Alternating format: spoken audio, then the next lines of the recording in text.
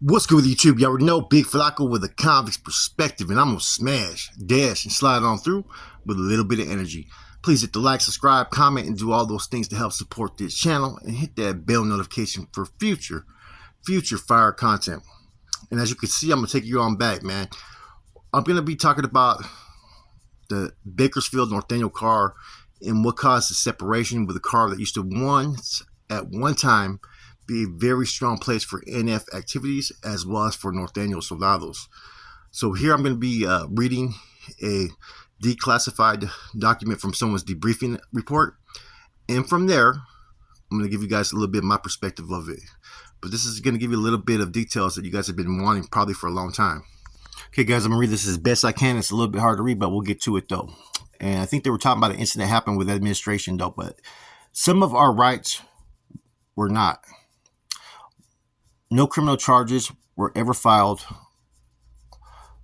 on us. They wanted to sweep it under the rug. It should be known that this type of activity is contrary to our ways.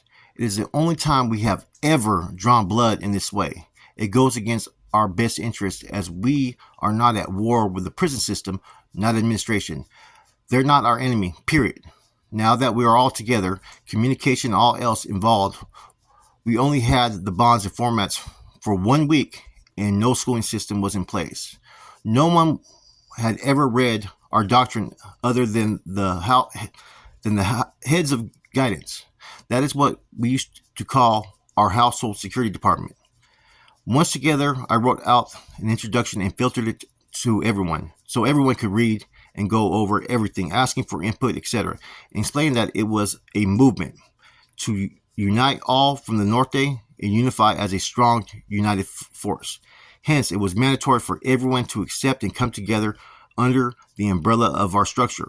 At that point, we hit a stumbling stone, which led to the second incident that had a serious effect as a whole. Remember, at that juncture in those days, we still had hood individualism. We were together, but towns and cities were similar. It's their own entities. The only ones who did not were the Garnats, big homies, and there were the three which governed the house. Well, one of our cities was Bakersfield, which was mentioned earlier. It was one of our main towns, and we had a strong regiment there since the 60s.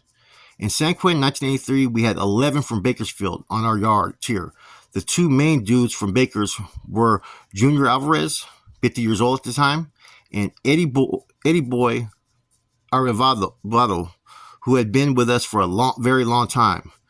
Joe Lopez, Toe the Boss, and his nephew Ray Lopez were also there. When the bonds and formats mandates went to them, Junior Alvarez tore it up and said he didn't want nothing to do with it. Over the next several days, we bent over backwards trying to reason with the four of them. There was also others such as Gangster Ramirez and his brother Shine Ramirez. They were both from San Jose, who were speaking negative, and it was still early in disagreements. And there were still others in disagreement. There was approximately 75 of us, and I had my orders. It was mandatory for all the Norte to embrace the movement to become a close-knit raza. The decision was made to set an example. The next, we slaughtered the four from Bakersfield. We got locked down, no yard for a week. On the next yard, all those from Bakersfield refused yard. We came back, and they were all gone to PC. They said we were going to hit all of Bakersfield, which was not true. But from that day forward, we lost all of Bakers. We no longer exist amongst one another. The MA doesn't fully embrace them either, but they live together. Once the example was set, there were no more problems. Everyone fell in line and got with the program. I and a couple others had squad procedures training and schooling on organizational strategies. Everyone was split into squads. 7-man squads with a squad leader for each. The squad leaders functioned under and communicated with the one squad commanders, who reported to the household. The squad commander and leaders all learned the breakdowns. They sat with their squads and schooled on the yard days. We got out, bust down for for an hours. Then all squads would break off and start the day schooling 7-man squads. According to squad procedures, are to be evenly balanced. No homeboy grouping, and it was a violation to even say homeboy. We tried to break everyone out of the habits of individualism that had brought so much harm to us in the past and contaminated our unity. In squad procedures, there is no superior inferior squads. Equally balanced is the role. Also, there is no squad integration on biz, nor squad affairs. Here we learned the meaning of security and its purposes. Disciplinary measures were meted out to those violating security. Soon, when there was a degenerate to be removed, it was assigned to a squad leader. He would have those within the squad deal with it, basically. So there you have it, man. A little bit about the incident that happened in 1983 with Bakersfield. And as you can tell, man, the bonds and formats were already being put out there. This came from a debriefing report. I guess it was declassified from a former Carnal. And so a lot of this stuff was going. There was a lot of dissension, a lot of rumors, a lot of stuff that people would play once they fell out of grace or out of favor with the organization or the movement. House of Guidance was kind of interesting, the terms that they used. And I'm going to say this, right? Depending on what area you're from, you're always going to hear different types of titles like squad commander, unit commander, or building channel, building security. So it's not really, title's not really important. The DNRs are always going to be the same. And 1983, this is around the same time that Fresno also had its fallout with the structure as well.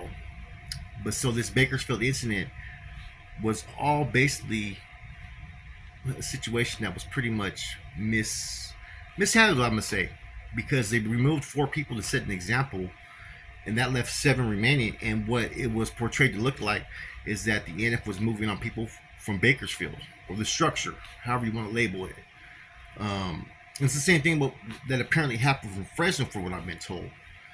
And so this was kind of interesting, though. If you read what it said that they made it mandatory, the movement mandatory. Later on, when I came into the system in the 90s, it was a little bit different. You were either a Norteno or you were a bro, and one was obligated to the movement, one was just there as a household member.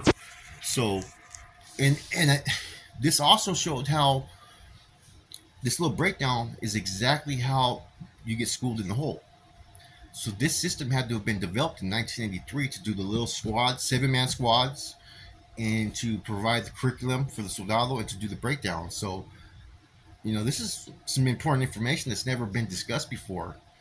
And